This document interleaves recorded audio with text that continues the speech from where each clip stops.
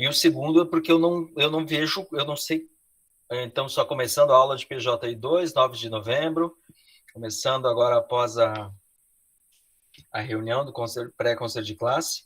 Estava comentando das aulas gravadas, é que eu não sei como gravar nossas aulas. Eu não consigo viabilizar, sabe? Porque na última aula a gente ficou mexendo no cabeamento. E na próxima a gente vai pegar as identificações e começar a desenhar o trajeto, sabe? Então eu não sei. A menos que vocês queiram, tá, pessoal? Senão eu não vou gravar. Eu realmente não vejo como fazer isso. Tá? Gente, vamos lá. Compartilhar a tela. Todo mundo aí tá no computador? Eu, infelizmente, não estou hoje no computador, professor. Jefferson, se importa se a gente continuar a aula, só estou acompanhando a gravação e depois qualquer coisa tu executa os comandos, pode ser? Tranquilo, tranquilo. Então tá. Mas tu consegue visualizar se eu estiver escrevendo, né? Sim, sim. Ah, então tá. Vamos lá, pessoas. Eu vou compartilhar a tela aqui e vou pedir para vocês instalarem, e isso é no Chrome, tá? Não, como eu falei, acho que mais de uma vez, eu sempre vou assumir que vocês no máximo vão ter o Chrome, não vão ter outra coisa. Beleza? Então, aqui vou pedir para vocês darem uma olhada. É o seguinte, acho que vocês já devem estar vendo a tela toda. Deixa eu botar uma tela cheia aqui. E vamos lá. Peraí, deixa eu fazer assim, só um pouquinho. Eu vou parar a apresentação e botar a tela toda, que eu acho que vai ficar mais fácil. Senão eu vou ficar trocando de uma para outra, não vale a pena. Estou aqui na tela do computador. E aí, vamos dar uma olhada nas extensões. Vocês, por acaso, já têm esse ícone aqui de extensões, pessoas? Peraí que está aparecendo, só um pouquinho. Esse ícone aqui de extensões, logo abaixo da figura, para quem faz a sincronização do seu ambiente. Eu tenho. E Ana também. Eu tô no celular, esse negócio não aparece, não. Ah, não. Eu acho que essa extensão no Chrome também não funciona, tá? Até porque. Ah, mas tu tem computador, Ana, ou só celular? Não, eu tenho computador. Só hoje não está, ok. Mas eu vou fazer a mesma coisa com o Jefferson. Eu vou tocar a aula, qualquer coisa, tu acompanha só na gravação e aí depois a gente vê para ver os comandos. Hoje eu quero pegar um pouco mais de comandos, porque é uma coisa que vai começar a aparecer. Da parte de extensões, então, eu vou falando, já assumindo que essa aula está sendo gravada, tá? Mirella que está familiarizada, então eu só vou avançar um pouco. Essas extensões, como eu falei para vocês até podem usar os terminais, então Mirella que tem o Mac ou que tem o Linux, pode usar o terminal, é a mesma coisa, não faz nenhuma diferença, mas só para mostrar. Quem tiver no mundo Windows e quiser instalar, é instalar um terminal, né? Por exemplo, eu posso aqui vir e abrir um terminal, ok? Tá? Não tem nenhuma diferença, mas eu acho que no Windows 10 ou Windows 11, se é o que vocês têm, eu acho que vocês têm que instalar, se não me engano, o PowerShell para depois instalar o terminal. Confesso para vocês, eu não sei fazer isso, eu posso até ajudar, mas eu não sei fazer. A gente tem que parar um momento e realmente fazer um esforço. Se vocês quiserem, na sexta-feira, levar o notebook para instalar o terminal nativo, eu sei que ele tem, eu só não sei como fazer, porque, gente, faz muito tempo que eu não mexo com Windows, eu mexo mais com Mac e principalmente com Linux, eu mexo muito com Linux. Então, por causa disso, é só desconhecimento meu. Beleza? Mas, de qualquer forma, se vocês quiserem, eu vou assumir, no pior caso, quando eu digo independente do que vocês estão rodando, vocês podem vir aqui na loja, que é a Chrome Web Store. Como eu falei, isso aqui acho que deve funcionar no Edge, deve funcionar nos derivados do Chrome, ou Chromium, mas eu estou usando o Chrome só para garantir que ele vai estar tudo certo. E a instalação, a extensão que eu coloquei, vai ser a Secure Shell. Eu faço especialmente isso aqui, no caso eu já instalei ela, então é basicamente só instalar, eu até vou fazer isso só um pouquinho, vou pegar e remover ela, só para mostrar o que vai acontecer. Vai ter um botão chamado aqui, usar no Chrome, ok, então isso vai instalar uma extensão, etc, etc, etc, vai aparecer a extensão aqui, né, ele vai baixar a extensão, vamos lá, e aparece aqui, não tem nada demais, então ó, está pronta a extensão, pronta para uso, não tem praticamente fazer mais nada. Vai aparecer o ícone aqui, então se vocês quiserem, tem até um pino aqui de fixação, de forma que fique o logo ali, o ícone bonitinho, Tudo bem? Não tem nada demais, é só para facilitar a vida, porque quando a gente for abrir. A ideia é que a gente, a partir de hoje, eu ainda não pedi uma máquina virtual para a nossa disciplina, até porque as nossas aulas presenciais a gente ainda vai caminhar com mais calma, então a gente não precisa ainda de uma máquina específica para isso. Mas, pelo menos hoje, em particular, eu já queria aproveitar, porque na aula passada eu vi que eu precisava falar um pouco, pelo menos, sobre terminal, sobre se ambientar no terminal, para a gente digitar os comandos. Mas é uma coisa que eu sempre digo para vocês, pessoas, muita coisa é de hábito, não adianta decorar. Uma época eu achava que tinha que se decorar comando, que tinha que decorar isso, decorar aquilo, e nunca funcionou direito. E aí eu parti para um caminho completamente diferente, onde vocês têm que saber o que vocês querem e depois vocês têm que procurar qual é o comando que atende vocês, porque às vezes tem comando que é muito melhor do que o comando padrão. Um exemplo, até vou mostrar daqui a pouco, deixa eu até parar e anotar, que me impediu, inclusive, eu usava uma ferramenta mais antiga e que me impedia de usar coisas melhores. Então, por causa disso, hoje eu faço um raciocínio reverso. Primeiro, eu especifico claramente o que eu quero, e aí eu tento procurar alguma ferramenta que faz isso, e depois eu baixo, instalo, vejo qual é a ferramenta que eu uso, certo? Ao invés de ser assim, aqueles como é que eu falo isso sem soar ofensivo? Aqueles nerdzinhos bem chatos, sabe? Porque o Linux é isso, o Linux puritano, puro sangue, tarará, tarará. É legal vestir, levantar a bandeira, vestir a camisa, mas chega uma hora que é só chatice. E nos meus primeiros anos de Linux foi muito isso, sabe? De fazer evento de software livre, de software pago, do Satanás, o Bill Gates, a Satã, tarará.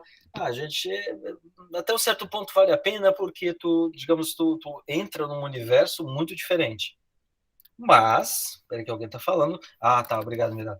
E era isso. Então, por exemplo, foi por causa disso que eu viajei para Curitiba para ver o Stallman, que a gente pegou um carro de um amigo, sabe? Que a gente dormiu no carro, sabe aquela coisa que tu faz de qualquer jeito? Tu come no posto, tu come qualquer coisa, só para ir no evento que acontece. Aquele bando de nerd.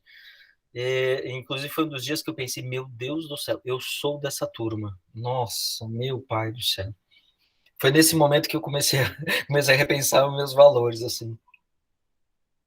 Porque foi num dia que teve o Stallman, o Richard Stallman, foi uma das vezes que ele estava vindo para o Brasil, e num dado momento eles disseram, pessoal, agora a gente vai ter a pausa para o café.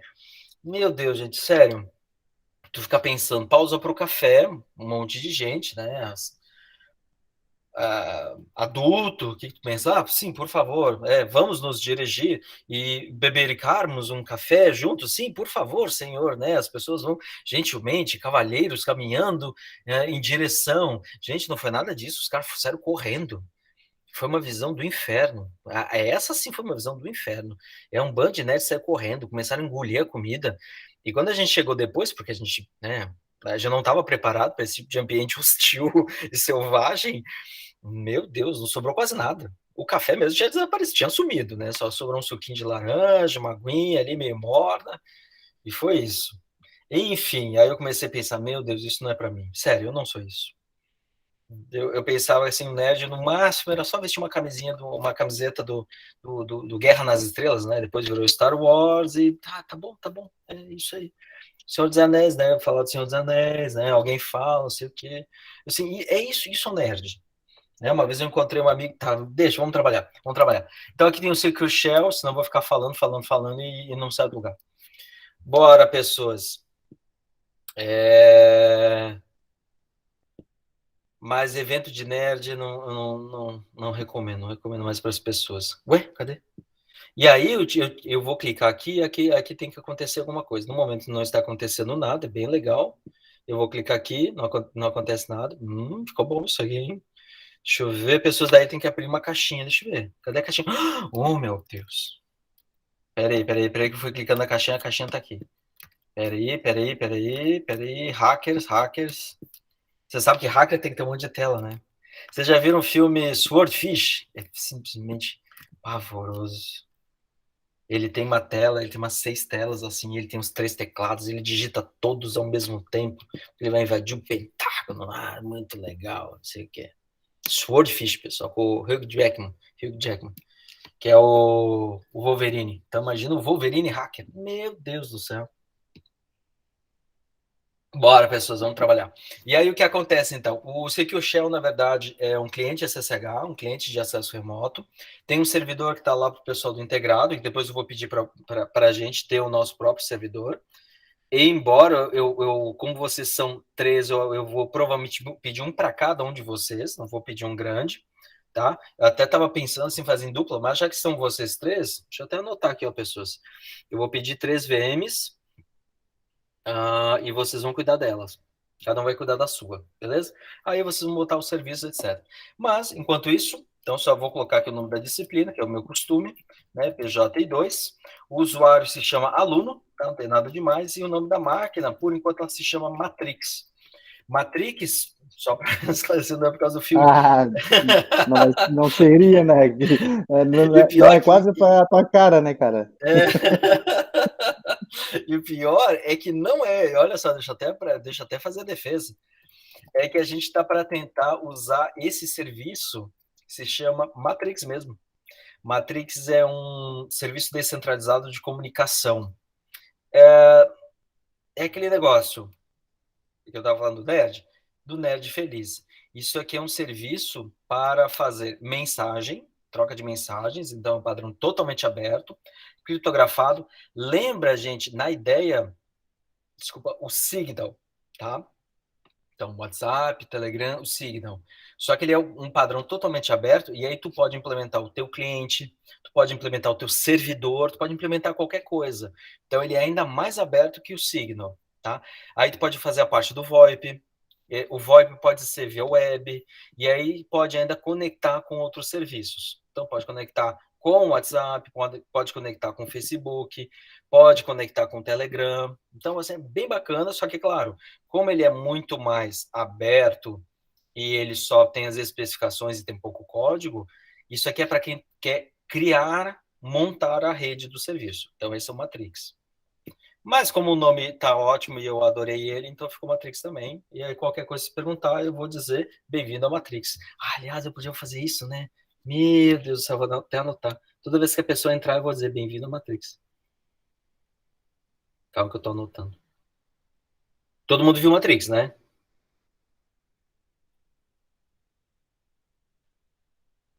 Ih, a Mirella saiu. Pô, Keanu Reeves, né? É? Keanu Reeves. Vai vir a Matrix 4 agora, inclusive.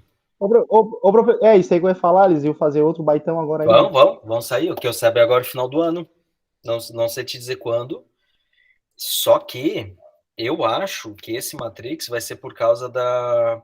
Tem uma cena que é maravilhosa, se vocês olharem no trailer, que é ele... Eu não sei direito ainda qual é a temática da história, mas talvez seja porque nós já estamos na Matrix. Meu Deus. E onde é que está a Matrix? Matrix está aqui, pessoas. Ela já conectou a gente.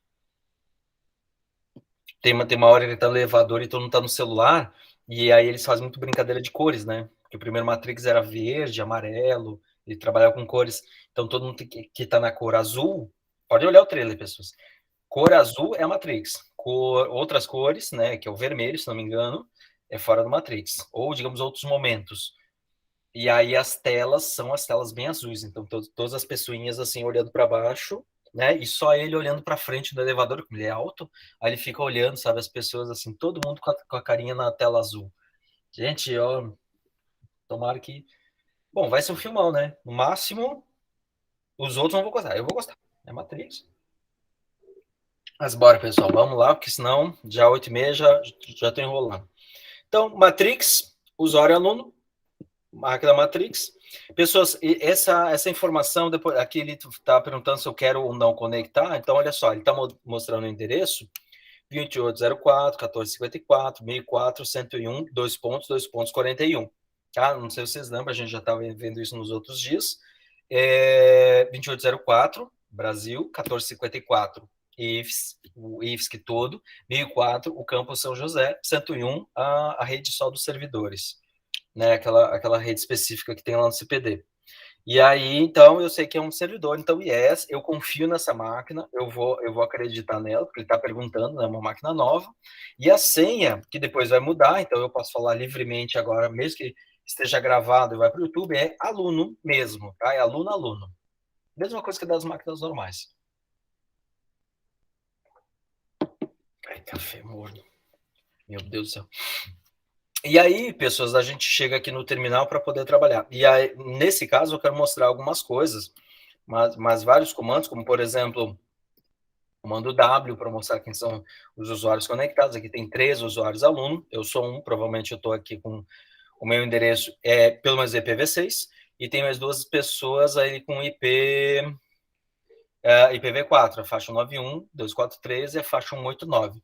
Até se vocês quiserem, como eu sempre falo, como é que a gente sabe, por exemplo, a quem pertence um determinado endereço?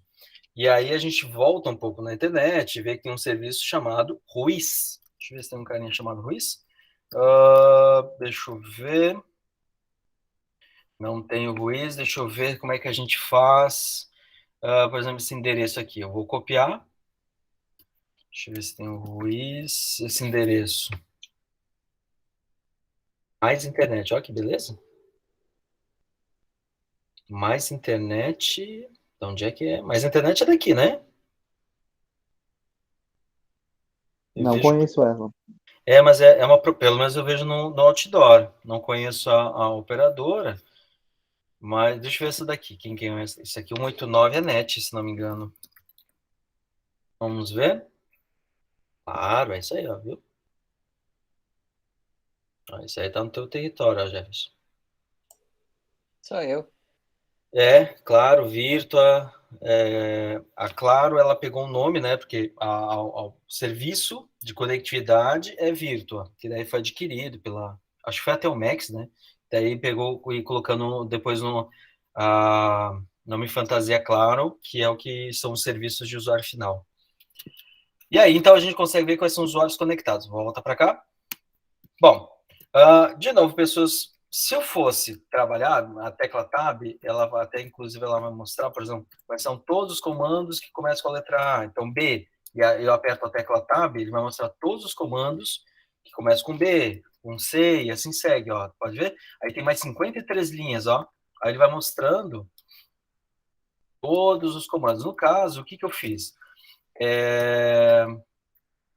Ó, eu já instalei um terminal que se chama Fish, que ele é todo colorido, então para eu poder mostrar na aula, ele é mais agradável de ler.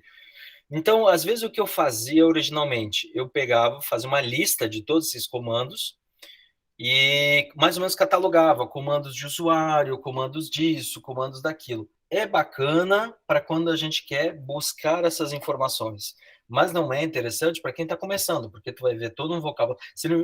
O equivalente é eu querer ensinar um idioma, mostrar todas as palavras para depois a gente começar a falar.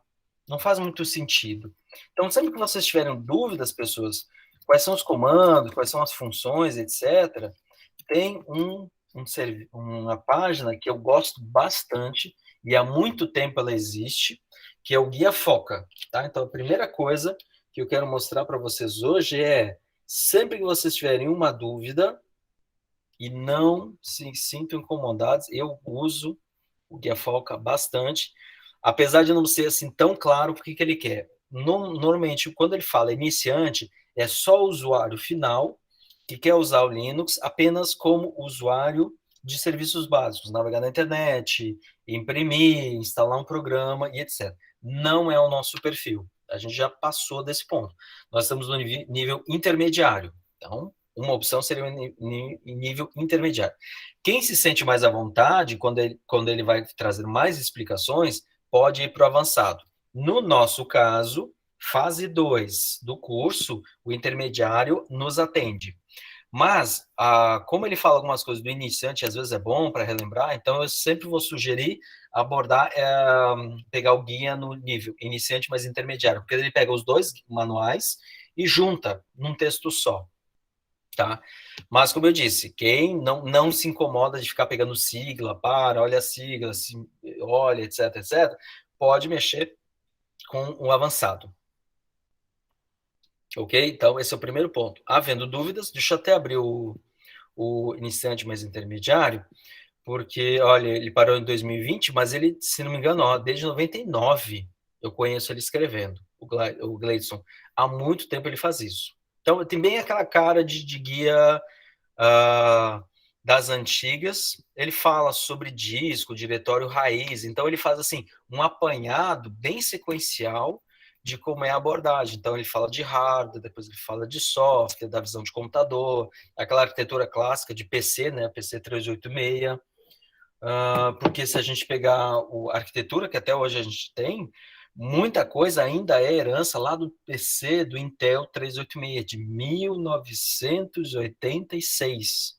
E ainda assim, então o disco, a noção de disco flexível. Deixa eu até ver o que ele fala de disco flexível. Olha só, disco, tarará, tarará. Embora para muitos vai parecer que sim, que não, ainda assim, quando a gente vai trabalhar, prestar consultoria, trabalhar em empresas, dependendo do tipo de serviço, ainda assim a gente encontra disquete. Né? Não é uma coisa assim, nossa, arcaica, etc. Depende muito, depende muito. Às vezes a gente pegava um serviço extremamente antigo, confiável, quem é da época lá do Clipper, do Fox Pro, meu Deus, assim, aquelas linguagens assim, bem de ferramentas de controle de estoque, vai pegar uma empresa que às vezes não precisa ser pequena, tá? Pode ser empresas grandes. Eles usam isso aí, então, assim, às vezes é bom, é bom. Uma vez eu fui atender uma empresa que tinha uns disquetes e a gente não tinha leitor de disquete.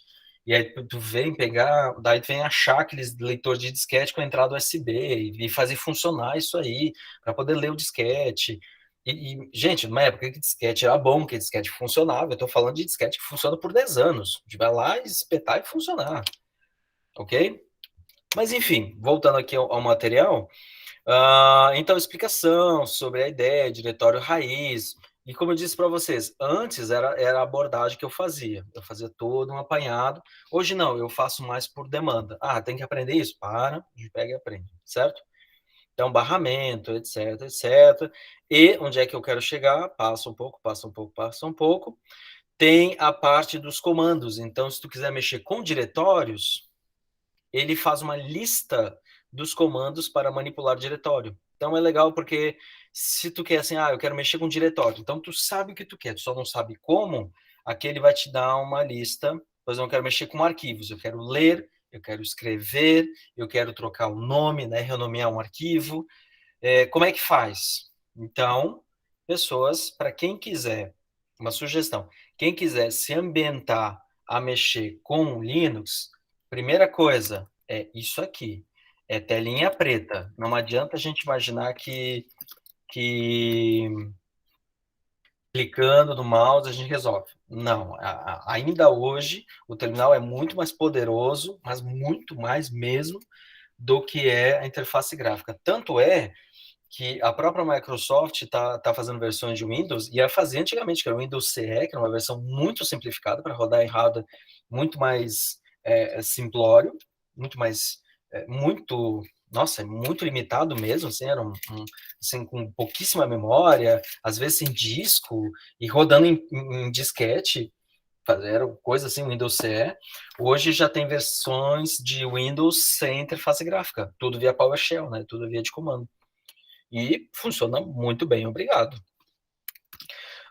Então, aqui no caso, voltando para cá, eu só vou fazer o seguinte, pessoal, só para não ficar tão ruim, eu vou expandir aqui, e só vou abrir, ele consegue fazer por aba. Então, e é legal porque daí fica uma aba aqui aberta. Então, ficou bacana, sabe? Daí fica mexendo Alt 1, Alt 2, estou falando aqui com vocês, estou chaveando. Então, de novo, pessoas, havendo dúvidas, deixa essa aba aberta e a gente vai rodar e avançando. Quer ver um exemplo do que eu estava dizendo?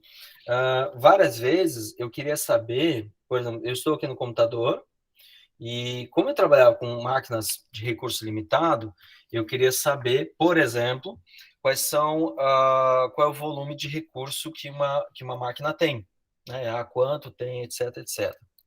Deixa eu só fazer o seguinte, pessoas. Eu vou sair e entrar com outro usuário, só para que ele tenha mais privilégios. Espera aí. PJ2, eu vou colocar o meu usuário, o Etorresine. Também Matrix, tudo igual.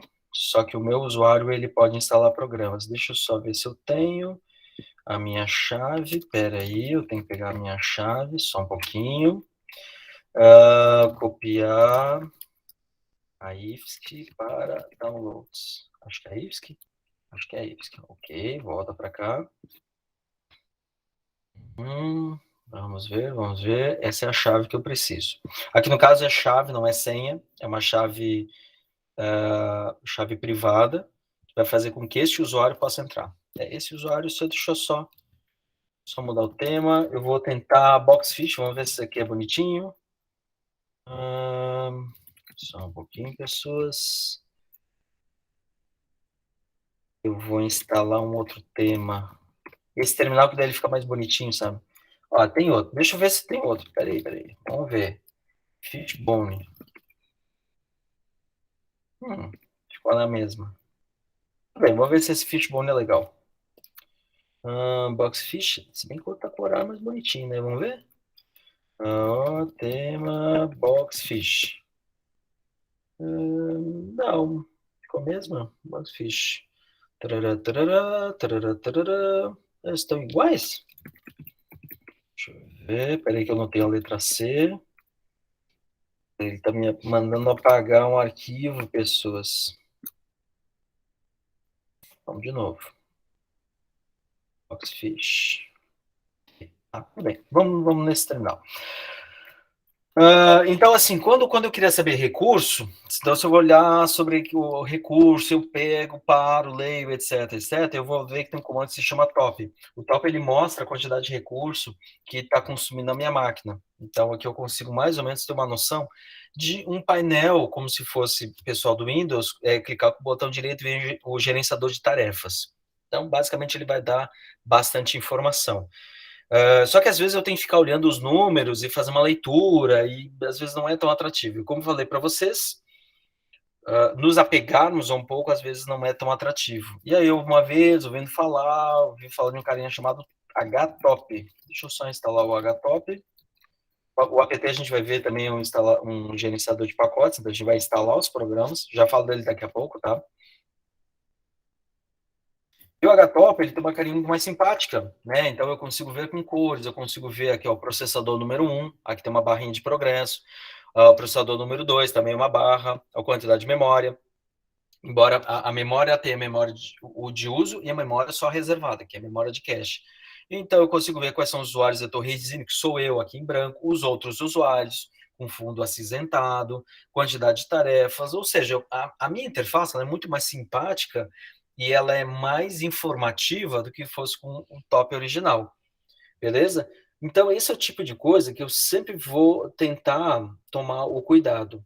E, para fazer isso, aí, pessoas, eu tenho que fazer uma coisa, só para mostrar no deixa eu ver se ele ainda existe. É que eu peguei, vamos dizer, a fase de ouro. Deixa eu ver, nem sei se ainda tem, tá, gente? Vou mostrar para vocês como é que a gente fazia. Deve ter coisa muito melhor hoje em dia, né? Tinha um serviço que chamava Dicaselle. Então, tinha o Guia Foca, que era um apanhado geral de tudo que eu precisava saber, né, para sair funcionando. Lembra, um dia eu falei do kernel, falei de sistema de arquivos, pasta raiz, tá tudo aqui. E outra coisa que tinha também era o Dicaselle, que é um site onde ele reunia dicas de Linux, de tudo, assim. Então, tu quer compactar um arquivo para que ele caiba, no caso era um disquete, ou caiba num CD, ou caiba em alguma mídia específica, ou seja, eu preciso compactar mais. E aí ele te mostra vários comandos, e aí tu começa a se ambientar. Ou seja, pessoas, basicamente, quando a gente vai estar falando de um terminal, significa que, primeiro, é muito difícil alguém dizer que domina o terminal. Difícil, tá? Difícil mesmo. A gente tem que falar de alguém que tem ali 20, 30 anos de casa para dizer que está plenamente ambientado. O que vai acontecer é, este terminal, ele vai estar sempre assim, ele vai estar ali com o cursor parado, esperando eu digitar comandos. E aí, esses comandos, Na medida que eu posso instalar mais e mais programas, ele vai expandindo o seu vocabulário.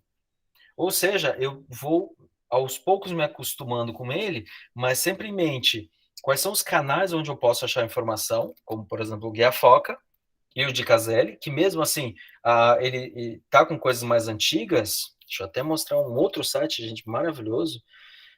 Verde, não era o VerdeNet, como é que é? O Marinho Jargas. Marinho Jargas, pessoal, deixa eu mostrar. Meu Deus, é só coisa velha. Mas por incrível que pareça, gente, é isso que me ajuda, tá? O Aurélio.net, deixa eu mostrar aqui, pessoas, vão anotando só um pouquinho. Ainda assim, eu uso esses materiais, tá? O Aurélio Jargas, ele é da Conectiva, que era uma empresa de Linux muito legal, muito bacana, que tinha lá em Curitiba, inclusive nesse evento que eu comentei, que eu fui para Curitiba em 99, se não me engano, 99, pessoas, meu Deus do céu. E aí, no caso, o Aurélio, ele fala de dois grandes muito materiais. O VI, que é um editor poderosíssimo, mas ele tem uma curva de aprendizado muito longa. Então, por um lado, ele é extremamente poderoso. Por outro lado, demora para se ambientar com ele. Então, não adianta aprender ele em um mês. Não existe isso. Pelo menos eu nunca vi. Não existe aprender VI em 2 meses, 3 meses, 6 meses. É uma coisa que, assim, eu demorei, pelo menos no meu caso, foram 2 anos. Uns 2 anos para dizer, nossa, eu consigo entrar no VI e estar tranquilo, né? Ou vim que é o VI Improved. Mas, só para mostrar, ele tinha várias brincadeirinhas que, gente, a gente achava legal porque era uma época que não tinha nada, né? Acho que essas coisas nem deve ter mais. Não estou chamando vocês de velhos, só estou dizendo que vocês vão entender o que ele está falando, né? Então, olha só que bonitinho, ele tem uns conversores para ECQ. Alguém aí usou ECQ, por favor? Alguém? Alguém? Meu pai do céu. Ninguém? Ninguém usou ECQ? Por favor. Obrigado, Mirella. Jefferson e Ana? Ana já sumiu, desistiu. Começou a espirrar de tanta velharia. Não aguenta. Não, Jefferson, então, já é uma coisa antiga. É a única coisa que eu posso dizer que é uma coisa muito antiga. É ECQ, exatamente. Tá? Mas nessa brincadeira aqui, que ele vai mostrando, miguxês, não sei o que, gente, isso é coisa de 10, 15 anos atrás de internet, mas ele fazia muita coisa com pegar um texto e fazer tradução, coisas que dava para fazer no VI, coisas que dava para brincar, expressões regulares. Então era o tipo de coisa que daí tu começa a pegar um terminal, como por exemplo tem esse livro aqui, que é onde eu quero chegar, que é o JavaScript profissional. E aí tu começa a imaginar o poder que tem um terminal. Confesso para vocês que eu não chego assim, ó, nem na metade, porque tu começa a imaginar, desculpa, o quanto tem de coisa para fazer. E realmente, assim, é muita coisa, muita coisa. Lembre-se sempre, a gente está falando numa época, peraí, PDP, acho que era o 7 ou era o 11? Deixa eu ver se tinha um 11. Reach. Tem que imaginar essa foto, cara, exatamente essa foto. Vocês têm que imaginar, pessoas, que isso era um computador. Então a pessoa tinha uma máquina de escrever e a saída era uma impressora. Era essa forma de interação.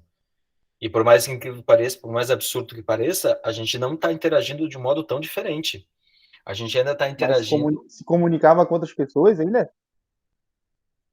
Sim. Sim. Exatamente. Tá? Era isso, Jefferson. Conversava por texto, então, na verdade, o que ia acontecendo? Tu ia escrevendo, ele ia colocando Cara, eu as tô linhas. matando de rir aqui. Mas era isso, é uns troços muito velho. Velho, velho, velho, meu Deus, naftalina total. Só que sabe o que é o curioso? Até hoje a gente usa os pseudoterminais, que são os PTS, que são os terminais não físicos. Porque quando eu digitar esse comando W para saber quem está conectado, se vocês olharem aqui na segunda coluna, vocês vão ver TTY. Gente, TTY significa teletipo. Teletipo é uma expressão que deve ser dos pais ou dos avós, que é tipo de tipografia. Eu não tenho nenhuma coisa para mostrar para vocês. Essas coisas a gente joga fora depois de uns 40 anos sem usar. Teletipo, gente, tipo de tipografia, de tipográfico, de máquina de escrever. Tele é remoto, então é uma máquina de escrever remota. É literalmente isso.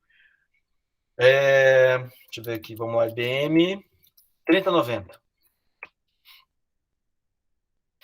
Quando eu mostro, eu tento não ser nostálgico por dois motivos. Primeiro, porque não é a minha geração, é a geração anterior. Isso é importante. E segundo, porque vários dos conceitos que eu estou mostrando para vocês, gente, até hoje a gente usa. Então, só para vocês terem uma ideia, isso aqui é um computador só, isso aqui é o IBM 3090. Tá? Só para vocês terem uma ideia, ele foi aqui, deixa eu ver, RNP. Cadê? Ó, o 3090. Quando eu estava na faculdade, o 3090 estava em uso. Porque em 98 ele foi desligado. Vocês têm noção que um computador dos anos, de quando é que ele é de janeiro de 90, mas ele é mais velhinho, tá? Se não me engano, ele é anos 60 ou 70. Isso aqui é um computador. Tudo isso aqui que vocês estão olhando, toda essa caixinha. Isso aqui tudo é o computador. Então, só para vocês terem uma ideia, isso aqui era um avanço absurdo, que era ter um teletipo, uma saída visual, normalmente tela de fósforo, né? Depois vieram as telas de tubos de raios catódicos e depois vieram as outras, né? O CRT. Ou seja, pessoas, por mais velho que eu esteja falando, vocês têm que imaginar que quando eu dou um Enter, a rodinha da máquina de escrever gira. Ó, ela gira, gira, gira, gira. Sabe o que se chama isso? Carrier return. Tá? Até hoje, a gente fala isso. Então, tem uma coisa que se chama assim, ó. Várias vezes vocês vão ver arquivos que começam com contra/E, contra/N. Normalmente é isso. O R é de return. Gente, sabe o carrinho da máquina de escrever? E é sério. Vocês voltam o carrinho e o N gira uma vez. Então, quando vocês veem um final de arquivo, Ctrl+R, contra/N, isso aqui é Enter. Volta carrinho, Enter. Senão volta o carrinho e tu fica na mesma altura. Ou seja, quem é da época de impressora matricial, quem é da época de saída matricial, vai se reinventar com isso. E é coisa de 50 anos atrás, e é o que está na minha tela, agora, neste exato momento. Eu estou usando um terminal nesse formato. Tanto é que se eu fizer isso aqui, ó, LS ou LS/ETC, vocês podem ver que ele está mostrando linha embaixo de linha, ou seja, nesse formato. E a IBM criou um padrão 80 por 24. São 80 colunas por 24 linhas. Tanto é que tem muita ferramenta que tem que funcionar desse jeito. Ok, pessoas. Então, de novo, não é porque eu estou mostrando um site dos anos 90 que eu estou sendo nostálgico. Eu estou mostrando uma coisa que ainda é usada e que ainda funciona, e é assim mesmo. Perfeito? Não quer dizer que a gente tem que ficar apegado às coisas antigas. Eu posso usar o HTOP e tranquilamente ficar usando aqui e vendo o terminal. Mas aqui a gente tem as informações. Então, por exemplo, eu vejo todos os processos, todos os programas que estão rodando, eu consigo ver quais são as pessoas que estão rodando. Então, se a gente pegar conceitos das aulas anteriores, eu tenho a trinca dentro de um sistema operacional, né? Multidados, multiprocessos e multiusuário. Multiusuário tem a segunda coluna, quais são os vários usuários. O usuário ele pode estar rodando mais de um programa. Lembrando, ele roda um pouquinho de cada vez, como se fosse uma roda de, não vou dizer uma roda de moinho, mas uma roda que fica girando, que tem, mas é roda de moinho, que tem aquelas perninhas, aquelas pazinhas no final, e toda vez que ela encosta, ela vai fechando e rodando apenas um processo de cada vez. Ou seja, eu tenho vários processos rodando, como por exemplo, o Nginx, como a gente já viu no outro dia, um servidor web, como a gente viu o SSH, onde está o SSHD, não estou achando ele, aqui tem o SSHD do meu usuário, aqui de um outro eTorrezine conectado, tem dois eTorrezine? Como assim? Vai ver, eu tenho um outro ali aberto, tem mais um aluno aqui, que abriu um outro processo, então são coisas assim, ou seja, eu consigo visualizar melhor e usando uma ferramenta mais nova, perfeito?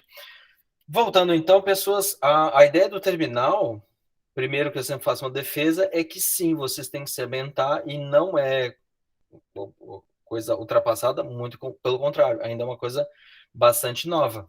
E, claro, como a gente está falando de um sistema multiusuário, que usa multiprocessos para acessar multidados, no fundo a gente sempre tem que partir do ponto em que a gente quer mexer nos dados, nos arquivos. E a analogia que se tem é que eu tenho aquela estrutura em formato de árvore. De novo, vamos voltar no tempo e entender que a melhor forma de organização era por árvore, onde ela começa a partir da raiz, porque root directory, o diretório raiz, e eu consigo ver todos os que estão abaixo. Vocês podem ver que quando é pasta ou diretório, tem as barrinhas ali. Certo? Então, se eu quiser mexer nos dados, você sempre tem que entender que dados estão organizados na forma de arquivos. E esse conceito do Unix, como ele foi muito importante, ele acabou se propagando para vários outros lugares. Então, se hoje a gente mexer por exemplo, num Cisco, num switch da Cisco, né, que tem um terminal bem próprio deles, a forma como eles organizam a informação é em pastas ou diretórios, né? Pasta é uma expressão que a Microsoft cunhou a partir dos anos 80, antes se chamava diretório mesmo, em diretórios que eu tenho arquivos e esses arquivos podem ou não ter extensões. A ideia de extensão, né, ponto .bat, ponto .doc, ponto isso, também veio lá com DOS, que não tem nenhuma relação aqui para a gente. Certo? Então, primeiro ponto, a gente tem que saber navegar nas pastas ou diretórios. Esse é o primeiro aspecto. Segundo, que como a gente está falando de multiusuário, mesma coisa, eu estou falando de coisas que estão no Linux presentes, mas também estão presentes nos outros sistemas, switches, roteadores e coisas assim. Que eu tenho privilégios, porque como eu tenho vários usuários mexendo, eu tenho que saber qual é o usuário que pode fazer o quê. Então, isso é uma outra coisa importante. Então, a organização, quando eu digo tudo é uma frase assim que eu normalmente chamo que ela é muito importante. Tudo é arquivo ou está dentro de um arquivo. Beleza? Essa é a primeira coisa que a gente tem que entender. A informação a gente guarda dentro de um arquivo ou é o nome do próprio arquivo. Então, arquivo é a referência, é como se fosse o ponto atômico assim de onde a gente guarda a informação. Beleza? Segundo, não é qualquer usuário fazendo acesso de qualquer coisa. Eu tenho níveis de privilégio. Tem usuários com mais privilégio, menos privilégio. Normalmente, a gente tem 2 níveis apenas. Os usuários, três, melhor dizendo, o root, que é o usuário raiz, que é o usuário principal. Tanto é que se eu colocar id root, ele vai mostrar que é o usuário 0. Então, ele é o ponto de partida. Então, eu tenho este usuário pode fazer praticamente qualquer coisa no sistema, ele não precisa respeitar as permissões, então ele consegue pular sobre isso, embora isso haja uma divergência dos vários sistemas. Se vocês lembram lá do Levener, que foi aquele material, ao longo do caminho houve a criação de vários sistemas em que isso não é exatamente assim. Por exemplo, tem a família BSD, FreeBSD, OpenBSD e etc., em que o usuário tem que respeitar minimamente as permissões, ou seja, ele não pode fazer tudo, mas ele pode fazer muito. Tá? De qualquer forma, ele é um usuário com muitos privilégios, todos que ele pode ter. Perfeito? Teve uma época que a NSA de Sistema de Segurança, etc., tentou fazer o que se chama de hardening em Linux, que é também fazer isso adaptado para o Linux. Então, tem várias opções, tem o SE Linux, tem o Ubuntu, tinha uma outra, que me fugiu agora o nome do sistema, que vai e volta, mas o SE Linux é o que acabou pegando mais, então, mas isso é mais familiar. Red Hat, CentOS, outros Linux. Enfim, de qualquer forma, o root ainda tem muitos poderes, primeiro nível. Um segundo nível, que é usuários de sistema, normalmente são números entre 1 até 999, que eles conseguem fazer bastante coisa. E depois vem os usuários regulares, os usuários comuns. Então, se eu for ver o usuário, o ID, né? ID é para ver a informação do Heitor Resine, ou do mesmo do usuário aluno, eu vou ver que eles têm um número a partir do número 1000. Ou seja, esses usuários, a menos que a gente diga algo em contrário, eles não podem fazer muita coisa, não. Eles têm apenas ali poucos privilégios, criar pastas pessoais, arquivos pessoais, fazer algumas ações, usar aplicativos de usuário e ponto final. Isso também se aplica a outros sistemas. Sempre vou reforçar isso. No caso de roteadores no caso, Cisco, Juniper, quando eles começam assim, a ter um pouquinho mais de poder de processamento, e a gente for acessar a interface, a gente também vai ver que a gente tem esses níveis de privilégio. Eu posso apenas observar o sistema, eu posso alterar o sistema, eu posso modificar sensivelmente o sistema, né? Criando uma interface, criando um IP, alterando a rota. Ou seja, a gente está dizendo que a gente vai mexer bastante no sistema se a gente estiver falando de um roteador, alguma coisa assim, certo? Então, eu estou pegando o Linux, mas esse conceito se aplica a vários outros. Embora, pessoas, a gente mexa muito com sistemas SOHO, né, que são Small Office e Home Office, são aqueles equipamentos domésticos. Oh, meu Deus, eu quebrei de novo a ponta. São aqueles equipamentos domésticos que têm um poder de processamento bem limitado, poucos usuários e coisas assim. Mas deixa eu só mostrar para vocês uma diferença. Acho que a gente estava falando isso no outro dia, quando a gente estava fazendo a primeira visita, a gente estava caminhando, que eu estava mostrando, por exemplo, aquele Cisco 16, acho que é o 1605 ou 1650, que é aquele nosso access point, que ele é só ponto de acesso. Acho que foi isso que tu perguntou, né, Jefferson, se ele era só ponto de acesso, que era uma discussão que estava tendo com o teu colega de trabalho.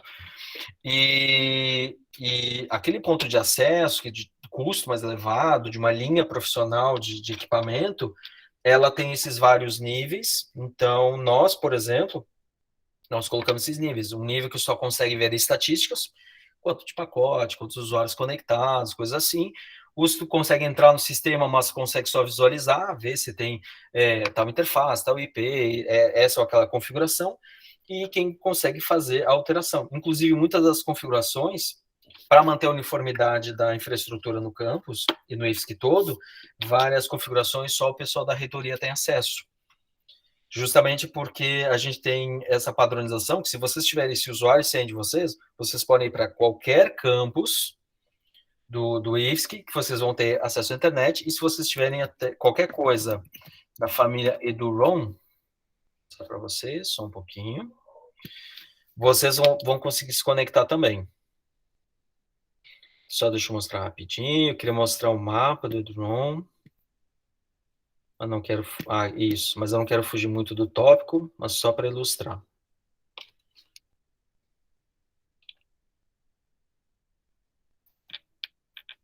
Foi? Foi. Então, com esse mesmo usuário e senha que vocês têm lá da conta do aluno, deixa eu ver se eu consigo aqui. Aqui, ó, só no Brasil tem 2.860 pontos onde vocês podem usar. Deixa eu ampliar um pouco mais aqui para cá, vamos ver se a gente consegue pegar mais essa região. Só em Florianópolis são 35 pontos, vamos ampliar um pouco mais. Ver se em São José, aqui no nosso caso. Então, nós temos, por exemplo, aqui bem embaixo, tem Clube 12 de Agosto. Tá, ok, o Cefid, pessoal da UDESC. Nós temos aqui a reitoria e o campus Continente. Então, se eu pegar só que a região muito próxima, ok, que tem, na Parma não tem, né? A Univale. Então, são normalmente as instituições de ensino, mas eu estou dizendo que se eu entrar na Univale e botar o meu usuário e senha do IFSC, vai funcionar. Para que isso aconteça, a configuração dos equipamentos também deve se manter. Ó, aqui tem o IFSC de São José. Também tem que permanecer estável. Ou seja, nós temos níveis de privilégio dentro dos pontos de acesso. Então, essa lógica que eu estou dizendo do Linux se aplica, inclusive, para a configuração da rede. Perfeito? Então, aqueles APs, por exemplo, a versão do sistema operacional, a gente não tem acesso nós, como São José, né? Falando com um todo. Nós não podemos atualizar o sistema, nós não podemos desconectar ele da rede. Então, na hora que ele liga, ele se conecta na reitoria, tem um controlador principal e ele vai fazer isso, toda essa configuração e por aí vai. Então, níveis de privilégio é uma coisa importante. Ou seja, se eu tiver como usuário aluno, ou no caso eu estou como usuário Torresini, eu vou tentar desligar a máquina. Vocês podem ver que o comando, inclusive, está em vermelho, eu nem tenho esse comando, não tenho nem isso, eu não tenho nenhum privilégio de poder fazer isso. Então, se eu quiser apagar uma pasta, então vamos pegar, por exemplo, eu estou o PWD Print Working Directory, eu quero mostrar onde eu estou. Eu estiver na pasta, e vamos ver se eu consigo apagar um arquivo importante. Eu vou pegar um arquivo chamado vmlinux. Virtual Machine Linux, Linux do Linus Torvalds, ou seja, esse carinha é o kernel do sistema operacional, ele é apenas o arquivo mais importante do sistema, ele é o kernel do sistema, ele é o que faz toda a abstração do hardware e faz com que o usuário consiga mexer no sistema sem precisar saber o que está embaixo. Eu vou mover, ou seja, renomear de VM Linux para ABC. Eu quero trocar o nome dele e eu quero estragar o sistema. Claro, eu como usuário regular não posso fazer isso. Eu tenho que ter uma permissão negada por uma questão de privilégios. Eu, usuário, mesmo que seja o Heitor Resine, seja um professor do campus, ele não pode fazer esse tipo de ação que vai afetar criticamente o sistema, certo? Então, pessoas, ao falar de sistema de arquivos, diretórios, arquivos, eu sempre tenho que falar que, por outro lado, eu tenho as permissões e propriedades. Então, esse arquivo em particular, agora vamos fazer uma pausa, ver que horas são, 9h08, vou tentar fechar essa parte. Primeira coisa, vocês podem ver que tem uma flechinha aqui, então, na verdade, o arquivo VM Linux, ele é apenas um apelido para um outro nome. Tem uma pasta que se chama boot, desculpa, e lá dentro tem um nome mais completo dele, VM Linux, na versão 4.19.0.18, para a arquitetura AMD 64. Então, vamos para a pasta boot, cd boot, ls-l, certo? Isso acontece porque as permissões elas são da seguinte forma. Agora vamos falar um pouco mais de permissionamento em particular. Volto a dizer... Tá ligando essa tela? O que é?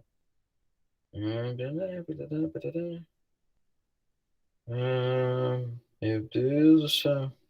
Outra mensagem, depois eu respondo. No caso, o sistema de arquivos, então, ele tem os arquivos e sempre vão ter os metadados. Esses metadados são data, né, data de modificação, data de acesso, o tamanho do arquivo e quem é o dono ou quais são as propriedades e permissões. As propriedades são a data e quem é o dono. E o dono sempre vai ser um usuário e um grupo, sempre um de cada. Tá? Se vocês pegarem o sistema Windows, família Windows, de 90 e poucos em diante, do NTFS, Windows NT, que era um Windows para rede, em diante, ele já tem vários usuários, vários grupos. Aqui é um de cada. Dá para estender, que é uma coisa que se chama ACL, mas eu não vejo isso no começo, aí vocês tiverem interesse, tá? Não, dificilmente alguém usa hoje em dia, resolve de outras formas. Aqui no caso, então, tem esses bits aqui, de novo, pessoas, quando eu falo bit, é bit mesmo, não é byte, é bit, né? Pensando que ele está ocupando o mínimo de espaço possível, porque realmente o recurso, processamento, memória, disco, ele era muito escasso. Então, o primeiro bit, ele diz o byte aqui, né? Porque, na verdade, vão ser vários bits internos hoje, né? Mas antigamente era um bitzinho mesmo. Ele vai dizer qual é o tipo do arquivo. Se ele tiver um traço, que é um hífen apenas, ele é um arquivo regular. É um arquivo de texto, provavelmente, é um binário, mas não é um arquivo especial. Então, eu tenho arquivos regulares, que eu abro o arquivo e leio o conteúdo, binário ou não, né? Ou seja, legível para o ser humano ou não. Ou eu tenho, por exemplo, um D de diretório, ou seja, é um arquivo que dentro dele tem referências para outros arquivos, como se fosse uma árvore. Então, eu tenho um ramo, um galho, tem um outro galho e tem as folhas. Então, nessa abstração, cada ramo ou cada galho, né, o tronco, um galho, com ramo, etc., vão ser os diretórios e as folhinhas nas pontas, né, vão ser os arquivos, que é o conteúdo final. Então, esse é o primeiro primeiro caractere que tem aqui. E aí depois eu tenho uma sequência de 9 caracteres. Tá? Isso aqui eu vou mostrar em quadro, que é mais fácil do que eu mostrar à distância, mas aqui só para que fique registrado em gravação. Os primeiros, os outros caracteres, né, o 2, o 3 e o 4, né, que são 3 elementos, read, write, execute. Ler, escrever e executar. 4, 2 e 1. Tá? Isso aqui é octal. Lembra que eu estava falando disso sobre sistemas binários? Isso aqui é octal. Então, é 4, 2 e 1. Então, nesse caso, eu tenho uma permissão 6, que é 4 mais 2. Read and write. Ler e escrever. E aí eu estou dizendo que o dono do arquivo, o usuário root, tem essas permissões. Ele pode ler e pode escrever. Já a segunda trinca se refere ao grupo, que é essa segunda coluna. Aqui tem só root, não é muito importante. Deixa eu mostrar 2 arquivos para deixar mais visível, né? Eu vou mostrar o password e o shadow. São 2 arquivos que eu acho que, como eles são diferentes, eles vão deixar mais evidente. Então, aqui no caso, eu tenho as permissões 6, 4, 4. Ou seja, ler, escrever, né? Ler, escrever, ler e ler. 4 mais 2, 4 e 4. Aqui, no caso, é um usuário chamado root, que pode ler e escrever, porque é a primeira trinca. Eu tenho um grupo que também se chama root, que aí é a segunda trinca, e aí eu tenho os outros, todos os outros usuários, que não é o dono, root, e não pertence ao grupo root, como, por exemplo, o Etorresine. O Etorresine, se eu for dar uma olhada, ele não se enquadra como usuário root, e ele não pertence ao grupo root, ou seja, ele pertence aos outros. E aqui no caso de outros, ele consegue ler o conteúdo do arquivo PASWD. Né? Eu consigo, por exemplo, abrir, eu quero mostrar apenas as primeiras linhas do etc PASWD. O comando head mostra só as primeiras linhas, tá? Vocês podem ver que eu consigo mostrar as informações públicas de usuário. Lembrando, pessoas, ler conteúdo de arquivo, para guia foca, vai lá dar uma olhada, volta, etc. Ou seja, praticar. Agora, se eu tentar fazer a mesma coisa com Shadow, eu vou ver que o dono do arquivo, deixa eu ver o horário, o dono do arquivo, ele pode ler e escrever, ou seja, o root pode mexer livremente nas informações privadas de usuário, em especial a senha. Tem um grupo que se chama Shadow, que ele pode apenas ler, mas os outros não podem fazer absolutamente nada. Então, este meu usuário, se eu tentar ler as primeiras 10 linhas, que é o que o comando head faz, opa, deixa eu colocar agora, oh meu Deus, eu vou colocar agora o shadow, vamos ver o que vai acontecer. E o shadow, claro, vai dizer que é uma permissão negada.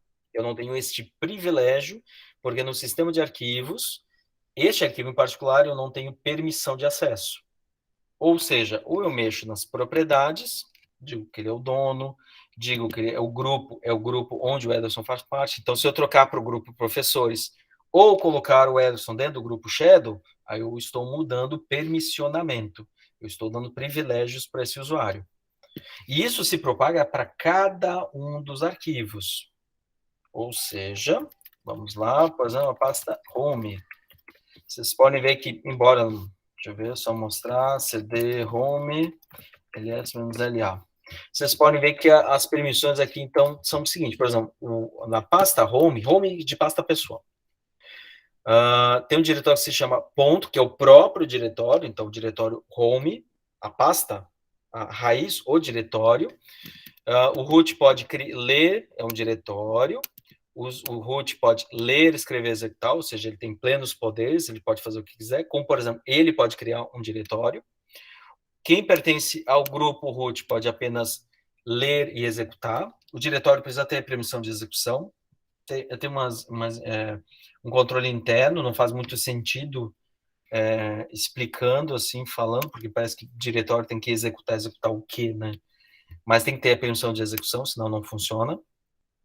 E aqui, no caso, são os outros. A pasta do aluno, por exemplo, usuário Etorresine, eu posso entrar na pasta do aluno, né, porque eu me enquadro na categoria de outros, mas na pasta do Ederson, por uma questão de segurança, vocês podem ver que eu coloquei 700.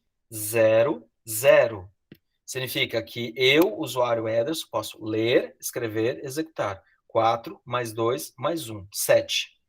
Já as outras permissões é 0. Então, eu posso, inclusive, fazer isso. chmod, né, trocar as permissões para 700 Etorresine. Claro, tem que ficar igual. Agora, se eu colocar as permissões 755, vamos lá, onde é que está? Chmod 755. Nas permissões 755 vão ser 4 mais 2 mais 1, 4 mais 1, 4 mais 1. E aí vai ficar dessa forma. Ó, ler, escrever, executar, o usuário Etorresine faz tudo. Quem for do grupo professores pode fazer qualquer coisa, pode apenas ler, e os outros, inclusive os alunos, podem ter acesso de leitura. Ou, só para ilustrar uma outra alternativa, né, só para deixar evidente, 1750, aqui eu estou dizendo que o Heitor Resini pode ler, escrever e executar. Ele tem plenos poderes no seu diretório. Já que quem pertence ao grupo professores pode apenas ler o conteúdo, executar também, mas ele não pode modificar, ele só pode observar. Já os alunos, não têm permissão, nem os outros usuários. Então, para mexer na pasta Heitor Resini, ou tu é professor, ou tu é o próprio Ederson. Senão, não tem acesso. Tranquilo, pessoas? Dúvidas em relação a isso? Como eu sempre falo, essas aulas, elas são principalmente de apresentação dos conceitos, e é uma coisa que a gente vai mexendo várias e várias e várias vezes, tá?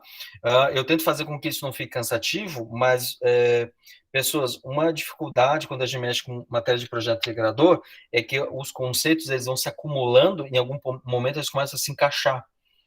Deixa eu só parar um pouco o compartilhamento. Então, a primeira dificuldade que eu sempre vejo, assim, que é um problema, é pegar vários conceitos e começar a encaixar eles. Então, assim, tu consegue até entender isso e isso, mas na hora que vai juntar é um problema. Por isso que as aulas particulares, as aulas presenciais são tão importantes, porque é a hora que a gente começa a ter os problemas. E, de novo, pessoas, é uma questão de exercício, a gente tem que ir fazendo, até uma hora que a gente começa a ter o hábito de entender. Deu permissão negada, tem que parar, tem que olhar as permissões, ver qual é o usuário, entender o que está acontecendo, para ir se familiarizando com o sistema. Não é uma coisa que a gente olha, aprende, né? Você sabe que não é assim que funciona aprendizado, né? Olhou uma vez, aprendeu. Dificilmente alguém vai fazer isso, né? Vai fazendo isso várias e várias vezes, como, por exemplo, do cabeamento que a gente estava falando outro dia. Ninguém vai olhar, estou olhando alguém fazer o cabo, nossa, vou lá e faço igual. Né? Tem que fazer isso várias vezes, até pegar a sensibilidade, né, de fazer o destrançamento, de mexer, etc., que a gente em breve vai fazer. E aqui no caso é a mesma coisa. É algo de ir se ambientando e mexendo, até uma hora que a gente começa a realmente se familiarizar com esse tipo de coisa. Pessoas que eu queria mostrar era do Guia Foca, falar do Aurélio, falar desse material, falar dessa ideia de terminal, do poder do terminal. De novo, isso vai se aplicar para várias coisas, tá? Vários equipamentos, inclusive switches, que eu acho que a gente vai ter acesso, eles vão ter uma interface web, normalmente muito limitadas, então a gente até consegue visualizar, ver alguns gráficos, umas figurinhas, mas muitas vezes a gente consegue mais visualizar na página web só para ver o resultado, mas o que importa mesmo é comando, e isso a gente acaba percebendo mais. Deixa eu até só um pouquinho, pessoas, só para terminar a aula de hoje, então, que já são 9 e pouco, só quero mostrar um último cenário aqui, que a gente está falando de PV6, etc., outro dia, então só para dar uma ideia exatamente sobre isso. Então, quando a gente estava falando aqui lá do ASA, então, essa configuração, toda, pessoas, essa é a configuração que a gente aplicou quando a gente ainda tinha um ASA, né, que a gente não tem mais. A gente substituiu com o PF-Sense, um outro roteador. Essa foi toda a configuração de PV6 para colocar no nosso roteador de borda. É isso. Isso aí fez todo o funcionamento. Tendo esses comandos, a gente consegue refazer toda a configuração, aplicar os comandos e fazendo, ou seja, a gente consegue guardar esses dados. Né? A gente não precisa lembrar na web, clica aqui. Não, a gente não precisa. A gente só garante. Este bloco de texto, se eu copiar e colar dentro da interface administrativa, né, porque eu tenho que ter privilégio para poder fazer isso, e aí, no caso do Cisco, são 2 camadas, né, entrar como operador e depois entrar com poderes de edição. No momento que eu entro com esse poder de edição, tu apenas faz isso. No caso de um Catalyst 3560, a gente só teve que aplicar o IPv6, reiniciar o equipamento, ativar o roteamento do IPv6 e depois aplicar em cada uma das VLANs. Né? Que foi, aqui estão praticamente todos os comandos que a gente aplicou. Tá? Embora seja bastante, se vocês olharem, só muda aqui, ó, 520, 530, 540, 200, mas cada rede, né, cada laboratório, a gente ficava aplicando para cada um deles. né? O 310, 311, 312, laboratório de programação, sistemas digitais, de redes, e assim segue. Ou seja, a gente foi aplicando e ele foi fazendo. Se vocês bem lembram a aula de PV6, ele foi anunciando e aí a configuração foi acontecendo. Tudo automatizado. Ok? Então, de novo, pessoas tendo privilégios e mexendo muito com a interface em modo texto. Deixa eu só anotar quem veio para fazer a chamada.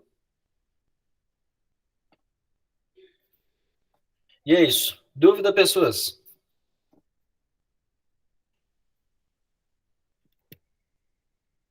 Não? Tranquilo? Sempre haverá dúvidas. Sempre, né? Sempre. Não tem Sempre problema. haverá dúvidas. Qualquer coisa, Jefferson, estamos aí semestre que vem, não entendeu? Estamos aí semestre que vem, não tem problema. Nem que a gente faça isso 10 vezes. Não desistir, o importante é não desistir. Exatamente, o importante é não desistir. Né, jovem? Não é para estar dormindo já? Não? Que horas são? 9h20. Tchau, boa noite. Beleza, pessoas. Por hoje é só. Obrigado pela presença. E aí, sexta-feira, aula presencial, que daí a gente vai digitar, tentar dar uma olhada em comandos, etc. Tá?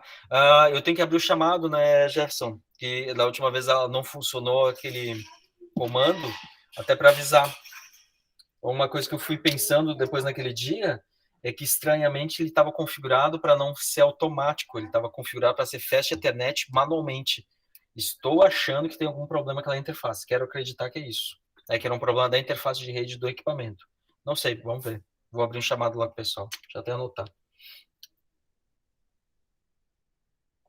Mas, de qualquer forma, a próxima aula já muda de PC, tá?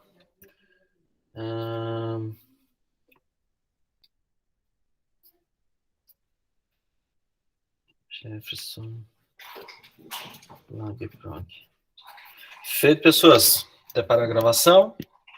Por hoje é só. Tá? E